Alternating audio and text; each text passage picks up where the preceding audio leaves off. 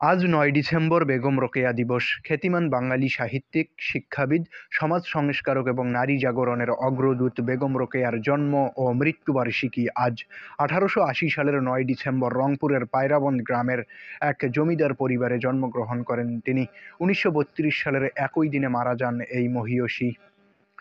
দিনটি প্রতি বছর বেগম রোকেয়া দিবস হিসেবে পালিত হয়। মহিলা ও শিশু বিষয়ক মন্ত্রণালয় সহ সরকারি ও বেসরকারিভাবে বিভিন্ন কর্মসূচির মাধ্যমে দিবসটি পালিত হচ্ছে আজ। প্রতিবারের মতো এবারও জাতীয় জীবনের বিভিন্ন ক্ষেত্রে অবদানের জন্য ৫ বিশিষ্ট নারীকে বেগম রোকেয়া পদক প্রদান করা হয়। নারী শিক্ষার প্রসারে বেগম রোকেয়ার অবদানের কথা স্মরণ করে রাষ্ট্রপতি মোহাম্মদ শাহাবুদ্দিন এবং প্রধান উপদেষ্টা অধ্যাপক মুহাম্মদ ইউনূস পৃথক বাণী দিয়েছেন।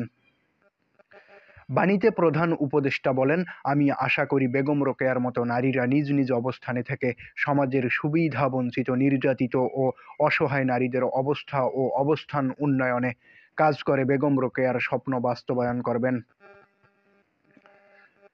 রোকেয়া সাখাওয়াত হোসেন ১৮৮০ সালের এই দিনে রংপুরের মিঠাপুকুর উপজেলার পায়রাবন্দের এক নিভৃত পল্লীতে জন্মগ্রহণ করেন।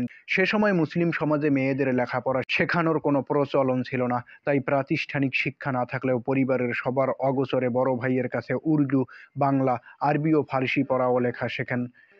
রোকেয়ার শিক্ষা লাভ ও মূল্যবোধ গঠনে তার ভাই ও বড় বোন উল্লেখযোগ্য ভূমিকা রেখেছিলেন। পরবর্তীতে বিহারের ভাগলপুরে সৈয়দ সাখাওয়াত হোসেনের সঙ্গে বিয়ে হয়। স্বামীর উৎসাহে ও নিজের আগ্রহে তিনি লেখাপড়ার প্রসার ঘটান। এই মহীয়সী নারী ১৯৩২ সালের ৯ ডিসেম্বর মৃত্যুবরণ করেন। ১৯০২ সাল থেকে মৃত্যুর আগ পর্যন্ত ৩০ বছর সাহিত্য সাধনা করেছেন রোকেয়া। ১৯০৫ সালে রোকেয়ার বিখ্যাত ইংরেজি গ্রন্থ সুলতানাস ড্রিমস প্রকাশিত হয়, যা পরে বাংলায় সুলতানার স্বপ্ন নামেও প্রকাশিত হয়। বইটিকে বিশ্বের নারী জাগরণমূলক সাহিত্যকর্মের একটি উল্লেখযোগ্য ও উজ্জ্বল দৃষ্টান্ত বিবেচনা করা হয়।